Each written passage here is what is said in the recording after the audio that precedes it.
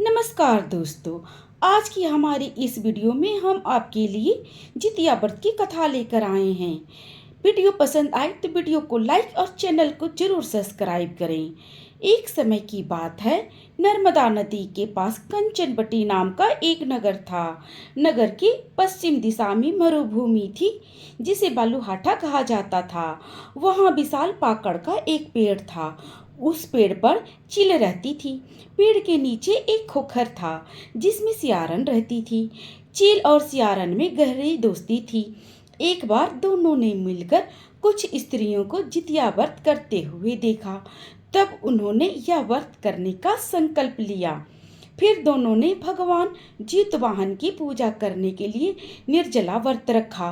व्रत के दिन उस नगर में एक बड़े व्यापारी की मृत्यु हो गई और व्यापारी का दाह संस्कार उसी मरु स्थल पर किया गया। दिन बीतने के बाद जब रात हुई तब वहां का मौसम खराब हो गया। बिजली कड़कने लगी और बादल गरजने लगे। वहां पर बड़ा तूफान आ गया। अब सियारन को भूख लगने लगी। मुर्दा देखकर वह खुद को रोक ना पाई और उसने व्यापारी के शरीर को खा लिया और उसका व्रत टूट गया। पर चिल ने संयम रखा और नियम व श्रद्धा से अगले दिन व्रत का पारण किया। फिर अगले जन्म में दोनों सहेलियों ने एक ब्राह्मण के परिवार में दो पुत्रियों के रूप में जन्म लिया। चील बड़ी बहन बनी, उसका नाम शीलावती रखा गया। शीलावती की शादी बुद्धिसेन के साथ हुई। सियारन छोटी बहन के रूप में जन्मी और उसका नाम कपूरावती रखा गया। उसकी शादी नगर के राजा मलाई केतु के साथ हुई। अब कपूरावती कंचनवटी नगर की रानी बन गई। भगवान जितवाहन के आशीर्वाद से शीलावती के 7 पुत्र हुए, पर कपूरावती के बच्चे जन्म लेते ही मर जाते थे। कुछ समय बाद शीलावती के 7 पुत्र बड़े हो गए। सभी राजा के दरबार में काम करने लगे। कपूरावती के मन में उन्हें देखकर ईर्ष्या की भावना आ गई और उसने राजा से कहकर शीलावती के सभी पुत्रों के सर कटवा दिए और उन्हें 7 नए बर्तन मंगवाकर उनमें रख दिया और लाल कपड़े से ढककर शीलावती के पास भिजवा दिया। यह देखकर भगवान जितवाहन ने मिट्टी से 7 भाइयों के सिर बनाए और सभी के सिर को उनके धड़ से जोड़कर उन पर अमृत छिड़क दिया, जिससे सभी में जान आ गई और शीलावती के 7 पुत्र जिंदा हो गए और अपने घर को लौट आए।